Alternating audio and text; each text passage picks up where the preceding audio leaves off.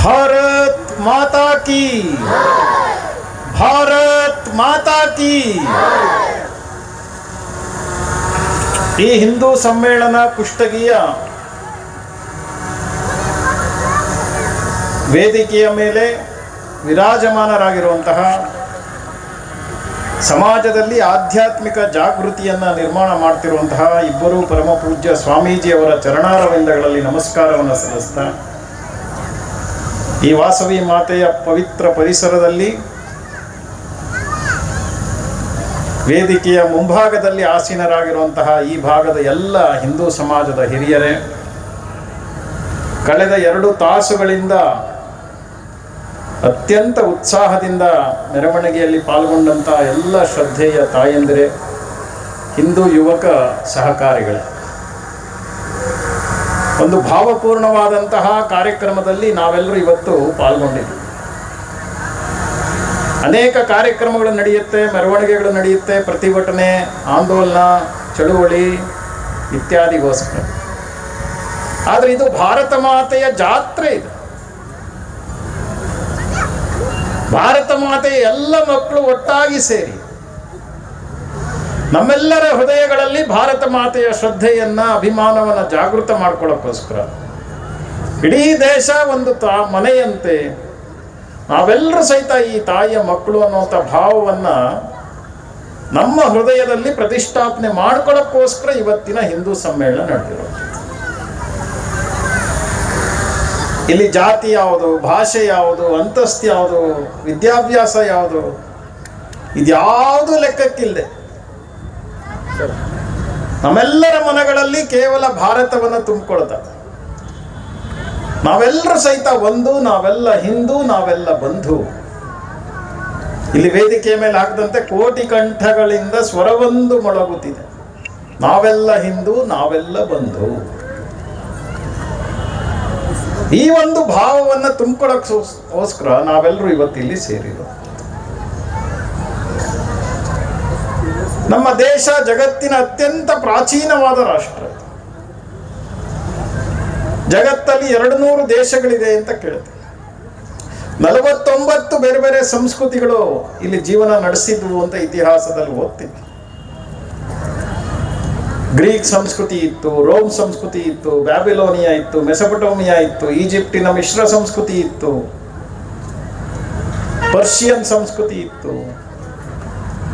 ಆ ಎಲ್ಲ ಸಂಸ್ಕೃತಿಗಳು ಕೆಲವು ಕಾಲ ಜಗತ್ತಿನ ರಂಗಪರದೆಯ ಮೇಲೆ ಮೆರೆದು ತಮ್ಮ ಜೀವನವನ್ನು ಮುಗಿಸಿ ಇತಿಹಾಸದ ಪುಟಗಳಲ್ಲಿ ಸೇರೋದ ಮೇಲೂ ಸಹಿತ ಆ ಎಲ್ಲ ಸಂಸ್ಕೃತಿಗಳ ಏಳು ಬೀಳುಗಳನ್ನು, ಉತ್ಥಾನ ಪತನಗಳನ್ನು ಸಾಕ್ಷಿಯಾಗಿ ನೋಡ್ತಾ ನಿಂತಹ ಆ ಎಲ್ಲ ಸಂಸ್ಕೃತಿಗಳಿಗಿಂತ ಮೊದಲೇ ಜನ್ಮ ತಾಳಿ ಇಂದಿಗೂ ಸಹಿತ ಚಿರಂತನವಾಗಿ ಉಳಿದಿರುವಂತಹ ಏಕೈಕ ಸಂಸ್ಕೃತಿ ನಮ್ಮ ಹಿಂದೂ ಸಂಸ್ಕೃತಿ. ಅದೆಷ್ಟು ಆಕ್ರಮಣಗಳು, ಅದೆಷ್ಟು ದರೋಡೆಕೋರರು, ಅದೆಷ್ಟು ಲೂಟಿಕೋರರು ನಮ್ಮ ದೇಶವನ್ನು ದಾಳಿ ಮಾಡಕ್ಕೆ ಬಂದವರು. ಬೇರೆಲ್ಲ ಸಂಸ್ಕೃತಿಗಳು ಒಂದೊಂದೇ ಹೊಡೆತಕ್ಕೆ ಸಿಕ್ಕಿ ನಾಶ ಆದರೆ ನಾವು ಬಂದಂಥ ಪ್ರತಿಯೊಬ್ಬ ಆಕ್ರಮಣಕಾರರನ್ನು ಹೊಡೆದು ಹೊರಗಡೆ ಓಡಿಸಿ ಮತ್ತೆ ನಮ್ಮ ಸಂಸ್ಕೃತಿಯನ್ನು ಇಲ್ಲಿ ಪ್ರತಿಷ್ಠಾಪನೆ ಮಾಡ್ಕೊಂಡಿದ್ದೀವಿ. ಇಲ್ಲಿ ಮೆರವಣಿಗೆಯಲ್ಲಿ ಬರ್ತಾ ನಾನು ಬಂಜಾರ ಸಮಾಜದ ತಾಯಂದ್ರನ್ನ ದೊಡ್ಡ ಸಂಖ್ಯೆಯಲ್ಲಿ ನೋಡಿದೆ. ತಕ್ಷಣ ದುರ್ಗಾದಾಸ್ ರಾಠೋಡನ ನೆನಪಾಯಿತು. ರಾಜಸ್ಥಾನದಲ್ಲಿ 72 ತಾಸುಗಳ ಕಾಲ ಅವಿರತವಾಗಿ ಕುದುರೆ ಮೇಲೆ ಕುಳಿತು ಹೋರಾಟ ಮಾಡಿದಂಥ ಪರಾಕ್ರಮಿಯ. ಹೀಗೆ ನಮ್ಮ ದೇಶದ ಕ್ಷಾತ್ರ ಪರಂಪರೆ ಅದೆಷ್ಟು ಹಿರಿದಾದಂಥ ಪರಂಪರೆ. ಜಗತ್ತಲ್ಲಿ ಯಾರ್ಯಾರು ಆಶ್ರಯ ಕಳ್ಕೊಂಡು ಬಂದ್ರೋ ಅವ್ರಿಗೆಲ್ಲ ನಾವು ಊಟವನ್ನು ಕೊಟ್ಟಿದ್ದೀವಿ, ಉಳ್ಕೊಳ್ಳೋಕ್ಕೆ ಜಾಗವನ್ನು ಕೊಟ್ಟಿದ್ದೀವಿ. ಪರ್ಷಿಯನ್ರಿಗೆ ಜಾಗ ಕೊಟ್ಟಿದ್ದೀವಿ, ಇಸ್ರೇಲಿನ ಯಹೂದ್ಯರಿಗೆ ಜಾಗ ಕೊಟ್ಟಿವಿ, ಟಿಬೆಟಿಂದ ಬಂದಂತಹ ಬೌದ್ಧ ಭಿಕ್ಷುಗಳಿಗೆ ಆಶ್ರಯವನ್ನು ಕೊಟ್ವಿ. ಹಸಿದು ಬಂದವರು ಎಲ್ರಿಗೂ ಊಟ ಕೊಡೋದಕ್ಕೆ ನಮ್ಮಲ್ಲಿ ಔದಾರ್ಯ ಇದೆ. ಆದರೆ ನಮ್ಮ ತಾಯಿಯ ಕಡೆ ಕೆಟ್ಟ ಕಣ್ಣಿಂದ ನೋಡಿದಂತಹ, ನಮ್ಮ ಶ್ರದ್ಧಾ ಕೇಂದ್ರಗಳನ್ನು ನಾಶ ಮಾಡಿದಂತಹ ಯಾವ ಶತ್ರುಗಳು ಈ ದೇಶದಲ್ಲಿ ಬದುಕಲಿಲ್ಲ. ಜಗತ್ತನ್ನೇ ಗೆಲ್ತೀನಿ ಅಂತ ಬಂದಂಥ ಅಲೆಕ್ಸಾಂಡರ್ ವಾಪಸ್ ಅವನು ಗ್ರೀಸ್ಗೆ ಹೋಗಲೇ ಇಲ್ಲ.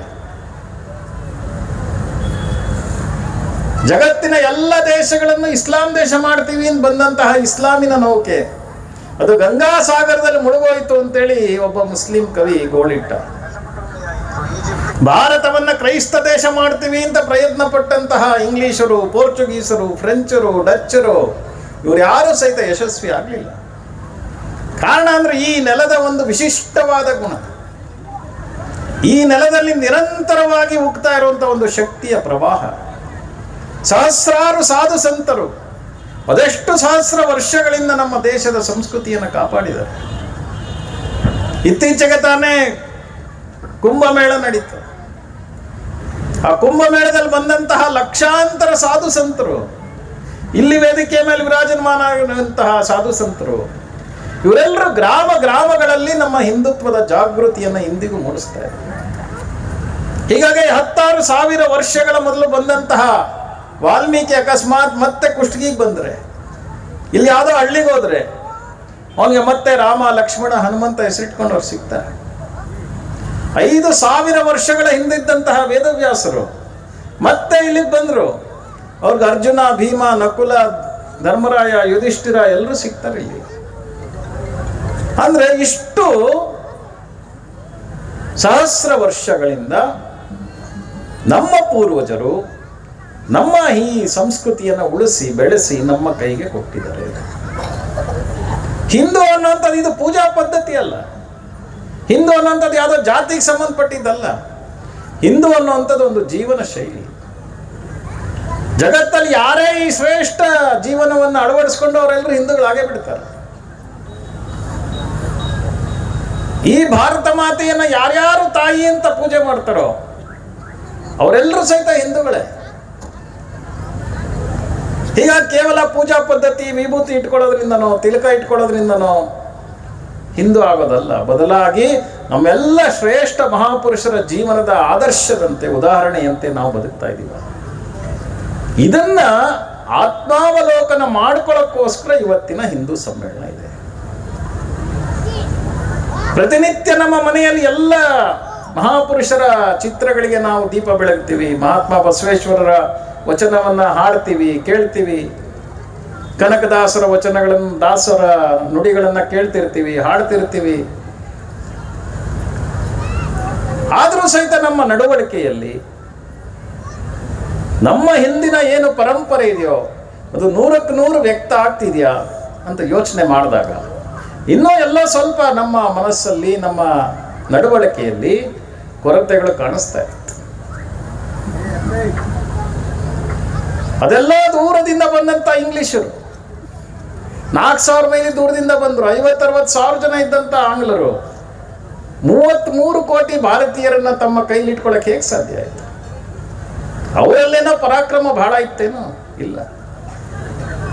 ನಾವಿಷ್ಟು ಪರಾಕ್ರಮಿಗಳು, ಇಷ್ಟು ಜ್ಞಾನಿಗಳು, ಇಷ್ಟು ಸಂಪದ್ಭರಿತರು, ಆದರೂ ಪರಸ್ಪರ ನಮ್ಮಲ್ಲಿದ್ದಂತಹ ದೋಷದ ಕಾರಣದಿಂದ ನಾನು ಆ ಜಾತಿ, ನಾನು ಈ ಜಾತಿ, ನಾನು ಮೇಲು, ಇವನು ಕೀಳು, ನಂದು ಆ ಭಾಷೆ, ನಂದು ಈ ಭಾಷೆ, ನನ್ನ ಸ್ವಾರ್ಥ, ಇದರ ಕಾರಣದಿಂದ ಇಂಗ್ಲಿಷರ ಕೆಳಗೆ ನಾವು ಗುಲಾಮರಾಗಿ ಬದುಕಬೇಕು. ಹೀಗಾಗಿ ಒಂದು 100 ವರ್ಷದ ಹಿಂದೆ ಪರಂ ಪೂಜನೀಯ ಡಾಕ್ಟರ್ ಕೇಶವ ಬಲಿರಾಮ್ ಹೆಡ್ಗೇವಾರ್ ಅವರು ನಾಗಪುರದಲ್ಲಿ ಈ ಹಿಂದೂ ಸಮಾಜದ ಸಂಘಟನೆಯನ್ನ ನಿರ್ಮಾಣ ಮಾಡೋಕ್ಕೋಸ್ಕರ ರಾಷ್ಟ್ರೀಯ ಸ್ವಯಂ ಸೇವಕ ಸಂಘದ ಸಂಸ್ಥಾಪನೆಯನ್ನ ಮಾಡಿದರು. ನಮ್ಮ ದೇಶದ ಉತ್ಥಾನ ಇರಲಿ, ಪತನ ಇರಲಿ, ಉನ್ನತಿ ಇರಲಿ, ಅವನತಿ ಇರಲಿ, ಇದಕ್ಕೆಲ್ಲ ಕಾರಣ ಇಲ್ಲಿನ ಮಣ್ಣಿನ ಮಕ್ಕಳಾದಂತಹ ಹಿಂದೂಗಳೇ. ಯಾವಾಗ ಹಿಂದೂಗಳು ಒಂದಾಗಿದ್ವಿ,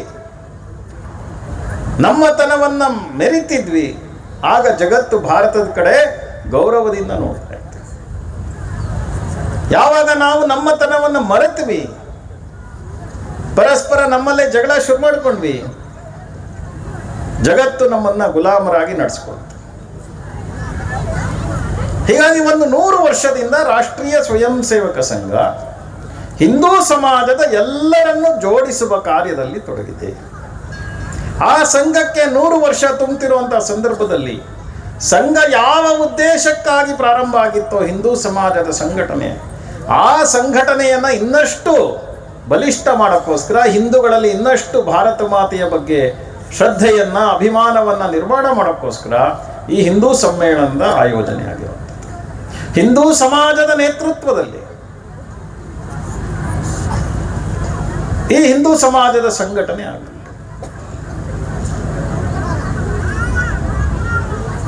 ನಾವು ಅತ್ಯಂತ ಪರಾಕ್ರಮಿಗಳು, ಅತ್ಯಂತ ಜ್ಞಾನಿಗಳು, ಅತ್ಯಂತ ಸಂಪತ್ ಭರಿತರು. ಆದ್ರೆ ಇದೆಲ್ಲವೂ ಇದ್ದಾಗಲೂ ನಾವು ಯಾರು ಅನ್ನೋದನ್ನ ಮರೆತರೆ ಬೇರೆಯವರು ಬಂದು ನಮ್ಮನ್ನು ಆಕ್ರಮಣ ಮಾಡೇ ಮಾಡ್ತಾರೆ. ಹೀಗಾಗಿ ಕವಿಯೊಬ್ಬ ಹೇಳ್ದ, 3 ಸಾಗರ 100 ಮಂದಿರ ದೈವ ಸಾಸಿರವಿದ್ದರೆ, ಗಂಗೆ ಇದ್ದರೆ ತುಂಗೆ ಇದ್ದರೆ ಗಿರಿ ಹಿಮಾಲಯವಿದ್ದರೆ, ಏನು ಸಾರ್ಥಕ ಮನೆಯ ಜನರೇ ಮಲಗಿ ನಿದ್ರಿಸುತ್ತಿದ್ದರೆ. ಹೀಗಾಗಿ 2000 ವರ್ಷಗಳ ನಿದ್ದೆಯನ್ನು ತೆಗೆದುಹಾಕುವಂತ ಪ್ರಯತ್ನ ಸಂಘದಿಂದ ನಡೀತದೆ. ಇವತ್ತು ನಾವೆಲ್ಲ ಏನು ಇಷ್ಟು ದೊಡ್ಡ ಸಂಖ್ಯೆಯಲ್ಲಿ ಹಿಂದೂ ಸಮಾಜದ ಬಂಧುಗಳು ಭಗಿನಿಯರು ಬಂದಿದ್ದೀವೋ, ಇದು ಹಿಂದೂ ಸಮಾಜದ ಜಾಗೃತಿಗೆ ಒಂದು ಸಂಕೇತ. ಇದು ಕೇವಲ ಸಭೆಗೋಸ್ಕರ ಜಾಗೃತಿ ಅಲ್ಲ, ನಮ್ಮ ನಿತ್ಯದ ನಡವಳಿಕೆಯಲ್ಲಿ ಇದನ್ನ ತರೋದು ಹೇಗೆ? ನಮ್ಮ ಮನೆಗೆ ಬಂದಂತ ಯಾರೇ ವ್ಯಕ್ತಿ ಅವನು ಹಿಂದೂ ಇದ್ದಾನೆ, ಅವನಿಗೆ ಗೌರವದಿಂದ ಸನ್ಮಾನದಿಂದ ನಮ್ಮ ಮನೆಯಲ್ಲಿ ನಡೆಸ್ಕೊಳ್ತೀವ? ಎಲ್ಲ ಮಹಾಪುರುಷರ ವಚನಗಳನ್ನ ಕಂಠಪಾಠ ಮಾಡಿ ಹೇಳ್ತಾ ಇರ್ತೀವಿ. ಇವನಾರವ ಇವನಾರವ ಇವನಾರವ ಎನ್ನದಿರಯ್ಯ, ಇವ ನಮ್ಮವ ಇವ ನಮ್ಮವ ಇವ ನಮ್ಮವ ಎಂದೆಣಿಸಯ್ಯ.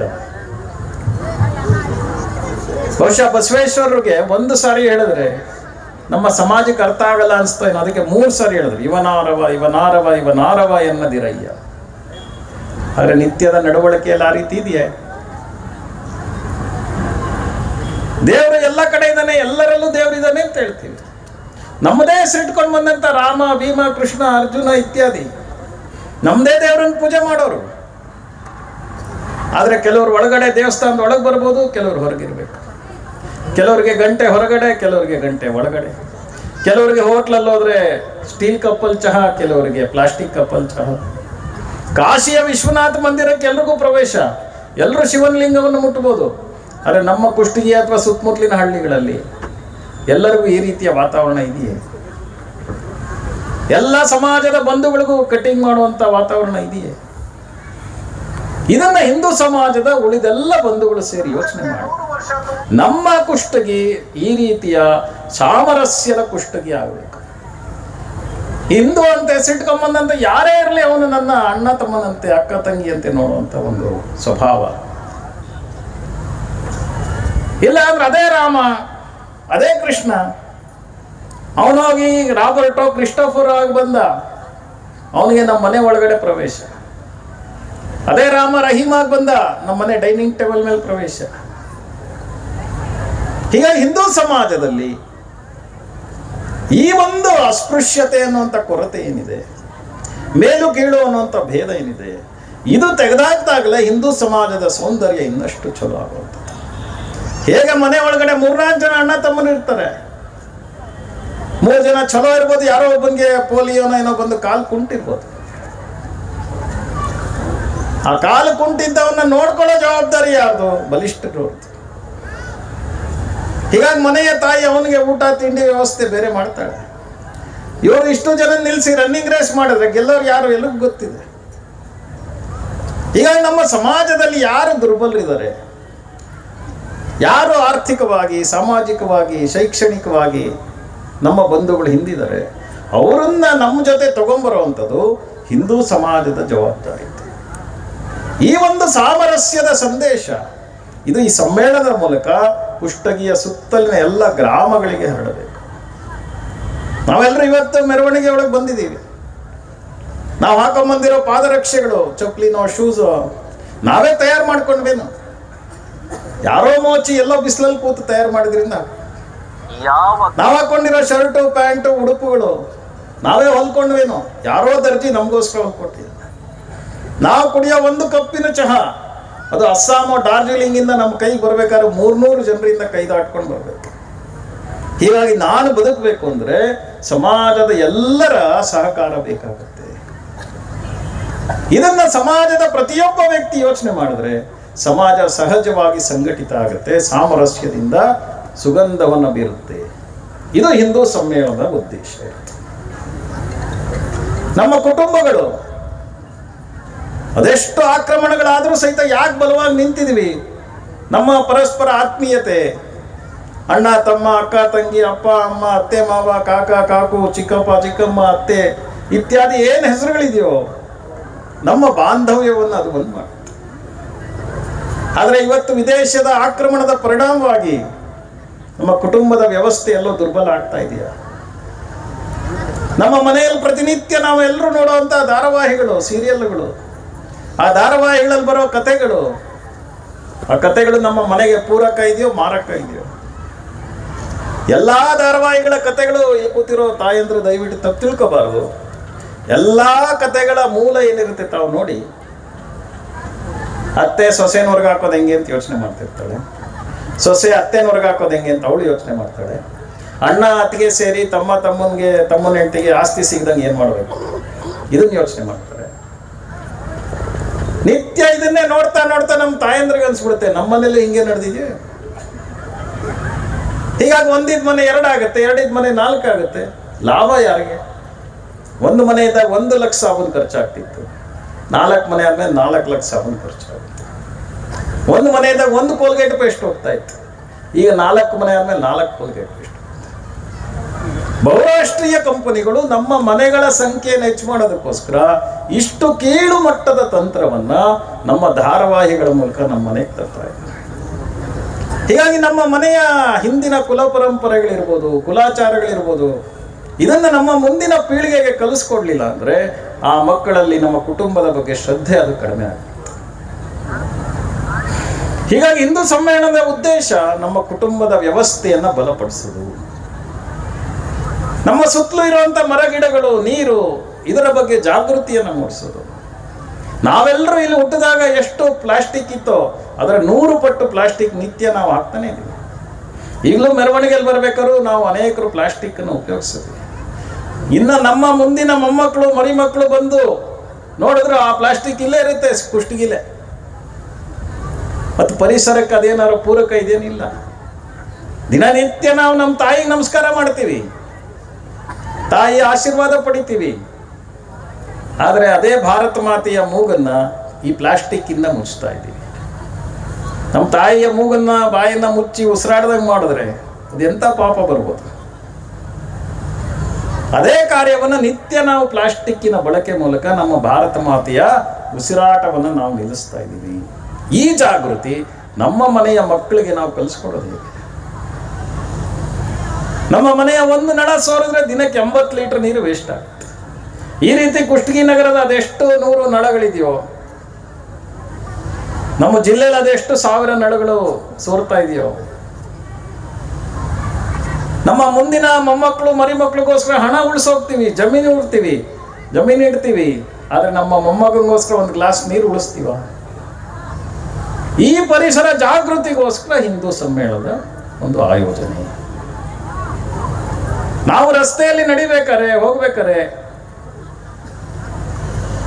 ಕಾನೂನಿನ ನಿಯಮವನ್ನ ಪಾಲನೆ ಮಾಡ್ತೀವ? ಎಲ್ಲರೂ ಎಡಗಡೆ ಹೋಗ್ತೀರ, ನಾನೊಬ್ಬ ಬಲಗಡೆ ಹೋಗ್ತೀನಿ ಅಂತ ಯೋಚನೆ ಮಾಡಿದ್ರೆ ಅದರಿಂದ ನನಗೂ ತ್ರಾಸಿದೆ, ಎದುರುಗಡೆಯಿಂದ ನಿಯಮ ಪಾಲನೆ ಮಾಡೋರಿಗೂ ತ್ರಾಸಿದೆ. ಗಾಡಿ ಮೇಲೆ 2 3 ಜನನೋ ಎಷ್ಟು ಜನ ಹೋಗ್ಬೇಕು? ಪೊಲೀಸವ್ರು ಇದ್ರೆ 2, ಪೊಲೀಸವ್ರು ಇರಲಿಲ್ಲ ಅಂದ್ರೆ 3 ಜನನೇ. ಹೀಗಾಗಿ ಈ ನಾಗರಿಕ ಕರ್ತವ್ಯಗಳನ್ನು ನೆನಪು ಮಾಡಿಕೊಳ್ಳುವಂತಹ ಉದ್ದೇಶ ಹಿಂದೂ ಸಮ್ಮೇಳನ. ಅಮೇರಿಕಾಯಿಂದ ಒಬ್ಬ ವ್ಯಕ್ತಿ ಬಂದಿದ್ದಾನೆ ದೆಹಲಿಗೆ. ಏನಕ್ಕೆ ಅಂದ್ರೆ ಸ್ವಚ್ಛ ಭಾರತ್ ಅಭಿಯಾನ ಮಾಡ್ತೀನಿ. ಅವನು ಇಂಟರ್ವ್ಯೂಲ್ಲಿ ಹೇಳ್ದ, ಇಡೀ ಜಗತ್ತಲ್ಲಿ ಭಾರತೀಯರಷ್ಟು ಸ್ವಚ್ಛ ಜನ ಯಾರನ್ನು ನೋಡೇ ಇಲ್ಲ, ಆದರೆ ಮನೆ ಒಳಗಡೆ ಮಾತ್ರ ಅಂತ ಹೇಳ. ಮನೆ ಒಳಗಡೆ ಬಹಳ ಸ್ವಚ್ಛ ಭಾರತೀಯರು. ಪಾತ್ರೆಗಳು ಫಳಫಳ ಹೊಳಿತಿರುತ್ತೆ, ಮನೆ ಫಳಫಳ ಹೊಳಿತಿರುತ್ತೆ, ಎಲ್ಲ ಅಚ್ಚುಕಟ್ಟು. ಆದ್ರೆ ಅದೇ ವ್ಯಕ್ತಿ ಮನೇಲಿ ತಾಯಿಗೆ ನಮಸ್ಕಾರ ಮಾಡಿ ಬರ್ತಾನೆ, ಬಾಯಲ್ಲಿ ಎಲ್ಲಡಿಕೆ ತುಂಬಿಕೊಂಡು ಭಾರತ ಮಾತೆಗೆ ಹೋಗಿತಿರ್ತಾನೆ. ತನ್ನ ಮನೆ ಗಾಡಿಗೆ 1 ಸಣ್ಣ ಗೀಚು ಬಿದ್ದರೆ ಜಗಳ ತೆಗಿತಾನೆ. ಆದ್ರೆ ಅದೇ ವ್ಯಕ್ತಿ ಆಂದೋಲನ ಚಳುವಳಿಗೆ ಬಂದ ಯಾರ್ದೋ ಗಾಡಿ ಬೆಂಕಿ ಹಚ್ಚಿಬಿಡ್ತಾನೆ, ಅವನಿಗೇನು ಅನ್ಸೋದಿಲ್ಲ. ಹೀಗಾಗಿ ನಮ್ಮ ಮುಂದಿನ ಪೀಳಿಗೆಗೆ ಸುಂದರ ಭಾರತ ಕಟ್ಟಬೇಕು ಅಂದ್ರೆ ಈ ಸಣ್ಣ ಸಣ್ಣ ವಿಷಯಗಳನ್ನ ನೆನಪು ಮಾಡಿಕೊಡುವಂತ ಅವಶ್ಯಕತೆ ಇದೆ. ಅದಕ್ಕೋಸ್ಕರ ಹಿಂದೂ ಸಮ್ಮೇಳನ.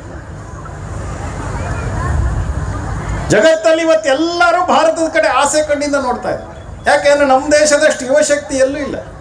ಅಮೆರಿಕಾದ ಸರಾಸರಿ ವಯಸ್ಸು 68, ಯುರೋಪಿಯನ್ ಯೂನಿಯನ್ದು 63, ಚೈನಾ ಜಪಾನ್ಗಳದ್ದು 71, ಭಾರತದ್ದು 26. ಈಗ ಮುಂದಿನ 50 ವರ್ಷಗಳ ಕಾಲ ಈ ಜಗತ್ತನ್ನು ಯಾರು ಆಡೋದು ಅಂದ್ರೆ ಭಾರತದವರೇ. ಸೈನ್ಯದಿಂದಲ್ಲ, ಜ್ಞಾನದಿಂದ.